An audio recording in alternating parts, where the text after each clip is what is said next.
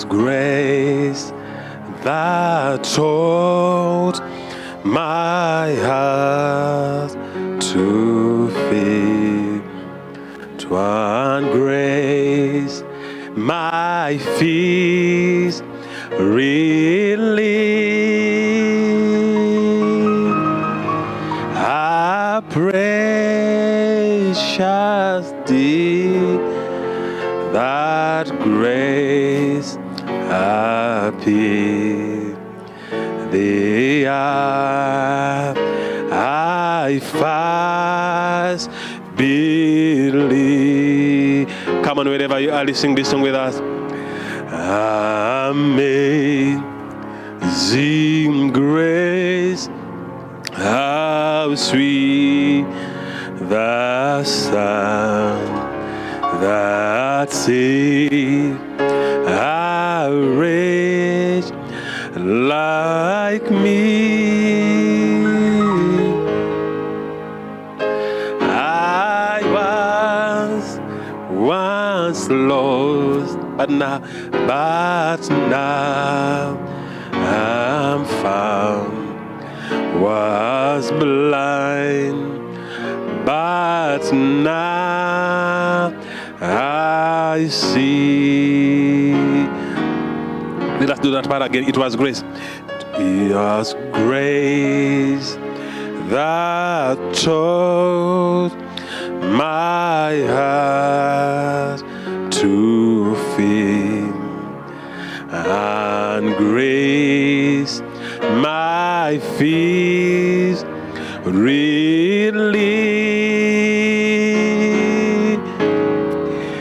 A precious deed that grace appeared. The hour I fast believe.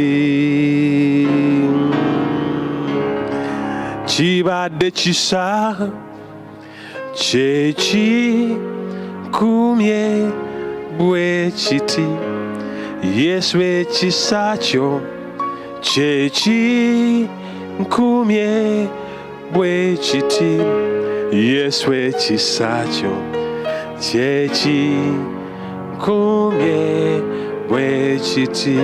Fenda tuimbe pati egamba chibade chisa chechi kumye bwe chiti chibade chisa chechi kumye bwe chiti yeswe chisacho chechi kumye bwe chiti chechi kumye bwe chiti. Buli wojjukira nomanya kisa kyekikuumi. Omusajja tuyimba paati abadde egamba nti the grace taught me how to fear. The grace caused my fears to be relieved, my stress, my trials, my tribulation. When grace came into force, everything around me changed. My identity changed. When grace came, I was a sinner, deserving to die. What is COVID to me? When during those days, a terrible sinner, ready to die, grace met me and turned me around. Now I'm a different person. The same grace of God has taught me to fear, to reverence God, to love Him deeply, to be affectionate with Him, to be intimate with Him. The same grace has taught me how to live appropriately with God. So this same grace, the man says, for your grace still amazes me. Your love is a mystery. Each day I follow my knees, 'cause your grace still amazes me. Your grace still amazes me. Your love is a mystery. Each day I follow my knees, 'cause your grace still amazes me. 'Cause your grace still amazes me. Your grace still amazes me. Job chapter 22, 25, 22 and verses 25. My name is Solomon Chifunya and I'm a pastor here at Christian Discipleship Ministries International. I bless the Lord for all of you wherever you're watching up from. Thank you for joining us this day. In Job chapter 22 from verses 25 to 26. My subtopic, if you want to write like anything you want to write, I want you to write a lifting up or lifting up. Hallelujah. And make the Almighty your gold and your precious, give me amplified version, and your precious silver. And make the Almighty your gold and your precious silver. Then you will have delight in the Almighty, and you will lift up your face to God. You will also decide and decree a thing, and it will be established. And the light of God's favor will shine upon your ways. When you are cast down and humbled, you will speak with confidence. And the humble person, he will lift up and save. Father, as we share the word of God, it is my prayer today, in these 25 minutes, that this word of God is going to be shared, that someone's life will be turned around to the glory of your Son, in Jesus' mighty name. Now, where we've just read from this day, Bible says that make the Almighty your gold and your precious silver. Now, all of us have had moments where we've had situations where we had encounters with a fairy. Either you or your friend or your relative or your distant friend has had instances where I've come across these gold merchants, diamond merchants. They tell you, what would deal? There is a deal for gold. If you bring this much money, you're going to become this rich. The moment your brain begins to run very fast, you calculate to what you're able to accomplish if this deal succeeds. Recently, one of my friends was involved in a matrimony deal, and the man began to visualize himself becoming a multi-billionaire. A multi-billionaire. Amazingly, the deal did not succeed. Now, every one of us, we've had instances. Now, the Bible is commanding us, and make the Almighty your gold and your precious silver. In other words, you're making gold your treasure. In the days we are living in, every one of us, we must arrive at a place and a moment where we make gold our treasure. A treasure, there's something about a treasure. If you carry a treasure, that treasure is capable of making you very precious. Because everyone treasures a treasure. Everyone highly protects a treasure. Recently, I had a very nice, wonderful perfume. But the way I treasured the container was not the perfume. What is inside is the perfume. But because what I desire is inside, I treasure the container so much. So the moment you treasure God and you become a possessor of God, the moment you begin to treasure Him, in the days we are living in, you become very precious in His arms. The devil cannot snatch you before your time. No COVID can take you away. No sickness can take you away. No wickedness can take you away. Why? Because you've made God your precious vessel. When you become a possessor of God, you become a possessor of whatever God carries, of His promises, of His influence, of His dominion, of His power, of His authority. So this afternoon, this day, I'm here to encourage somebody that make God your precious moment, and He will treasure you as well, because you are what you attract. You are what you respect. When you respect God, you become a carrier of what He treasures. The man says, and make the Almighty your gold, your precious silver treasure. Then you will have delight in the Lord. Psalms chapter 1 verse says, he that delights in the Lord. Hallelujah. When we delight ourselves in the Lord, He marks our path. He makes our way straight. Just give me Psalms chapter 1, I think verses 7 or 8. Talks about, and then you shall delight in the Lord your God. And then you shall delight. Somebody, there are events that happen before you begin to delight. That is why one man said, come test and know that the Lord is good. The moment you test on the Lord's goodness, there is a way you live your life. There is a way you treasure what you've seen. There is a way you treasure what you're hearing. There is a way you treasure what your people are saying, because no longer are you a stranger to the working of God. You are now a divine partaker of His promises. So child of God, wherever you are watching from, this day, I'm here to tell somebody that a lifting is coming your way. These are the days of lifting. When everyone is cast down, when everyone is giving up, you must stay strong. You must be encouraged in the promises of God. His promises are yes and amen. Hallelujah. His promises are what? Are yes and amen. Give me from verses 1. I want to show you something. Psalms chapter 1 and verses 1. Then, when moment we delight in the Lord, then you shall have your delight in the Lord. Then you shall. It means there must be some events that must be existing for you to have your delight in the Lord. I cannot delight in my Father except if He has paid school fees for me, except if He has bought food for me, except if He has bought a toy car for me, except if He has done something precious for me. That is when I begin to treasure Him. Then you shall have delight. We delight after some events. Bible says, blessed is the man who walks not in the counsel of the ungodly, nor stands in the path of sinners, nor sits in the seat of the scornful. Verses 2. But his delight is in the law of the Lord. Then you shall have delight in the law of the Lord, and in His law he meditates day and night. Continue, verses 3. It shall be like a tree planted by the rivers of water, that bring forth its fruit in its season, whose leaf also shall not wither, and whatever he does prospers. Whatever he does shall prosper. Child of God, you must prosper. Don't let COVID days tell you that your dreams are far off from being accomplished.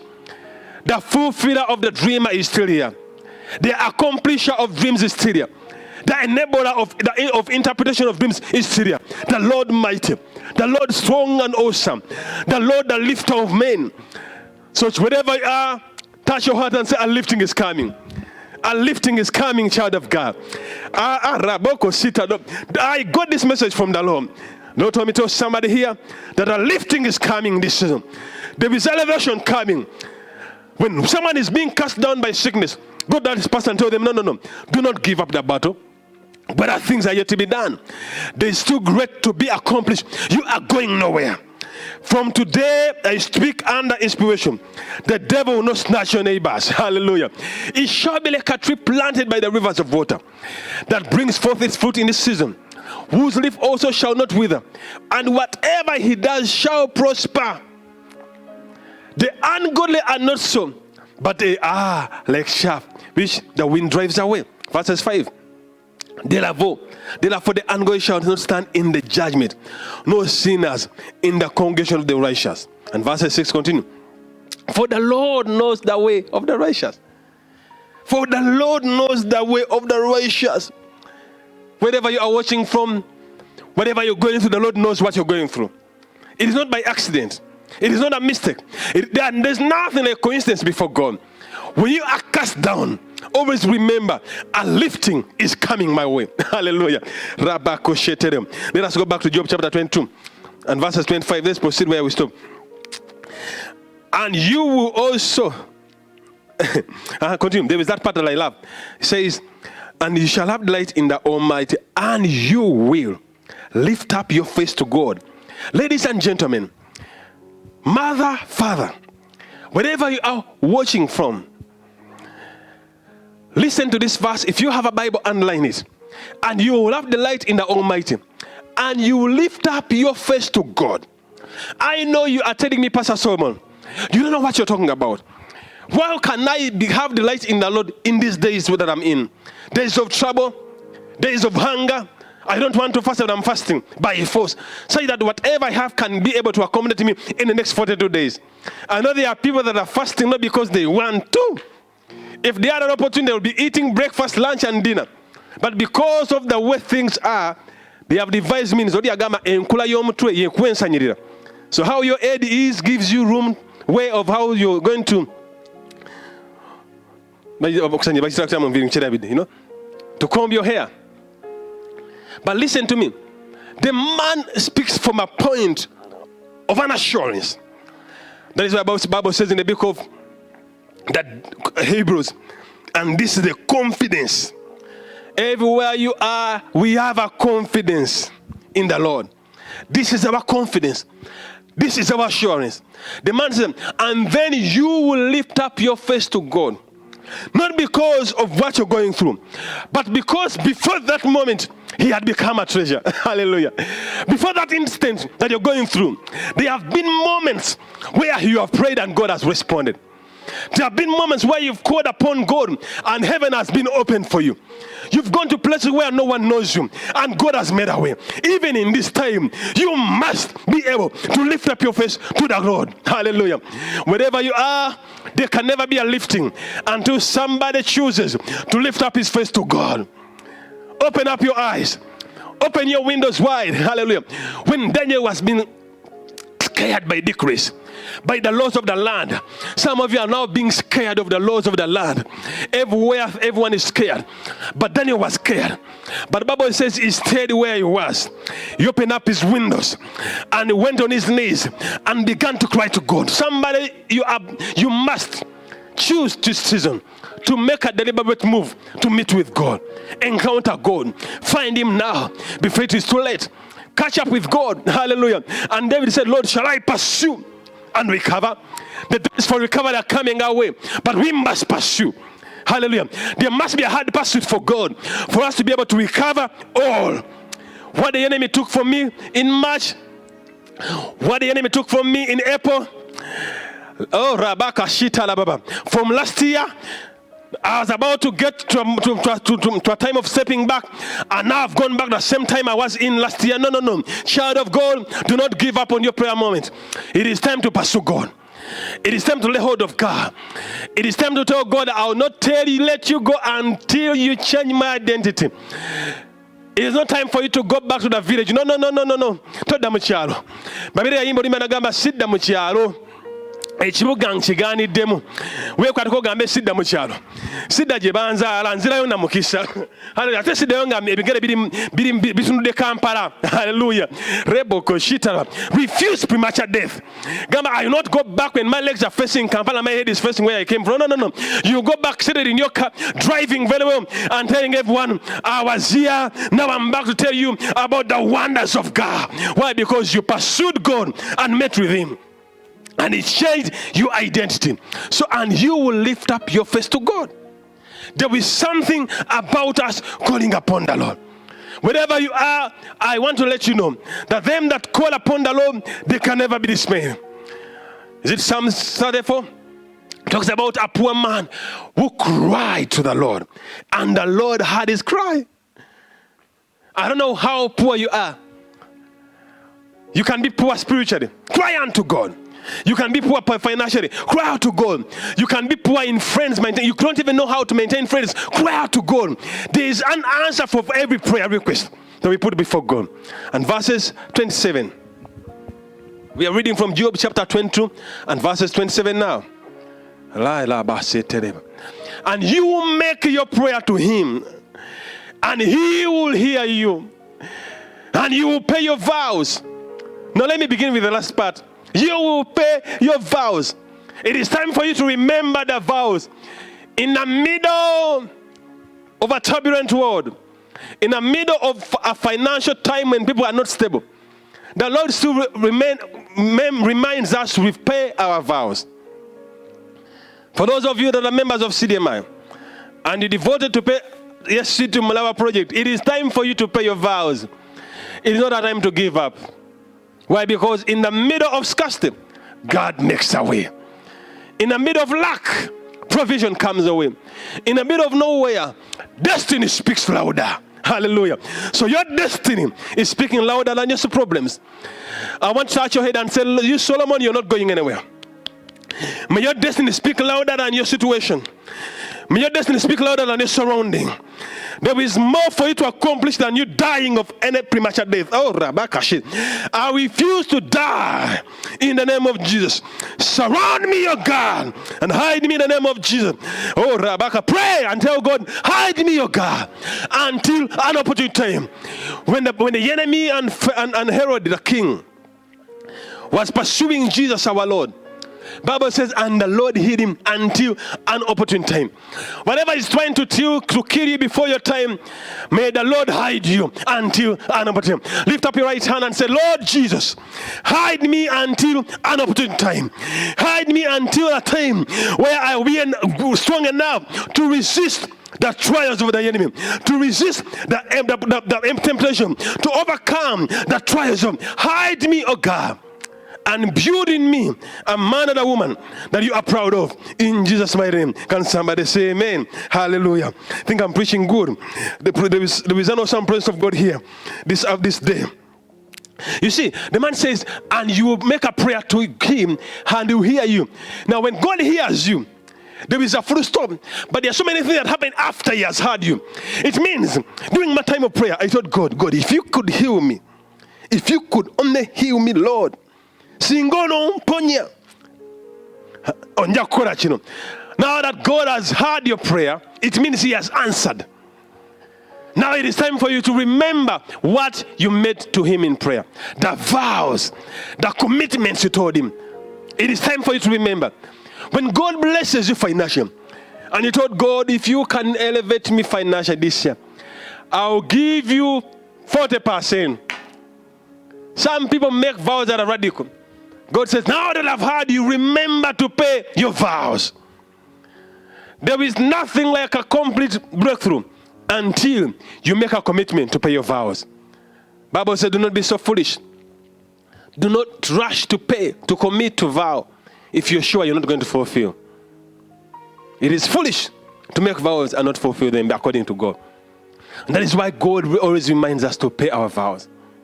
So remember during this time, as elevation is coming your way, as the lifting is coming, that you will pay your vows to God. Hallelujah. Can somebody say amen? Let us continue. I love this part. Remember, I'm reading from the Amplified Version. You shall also decide.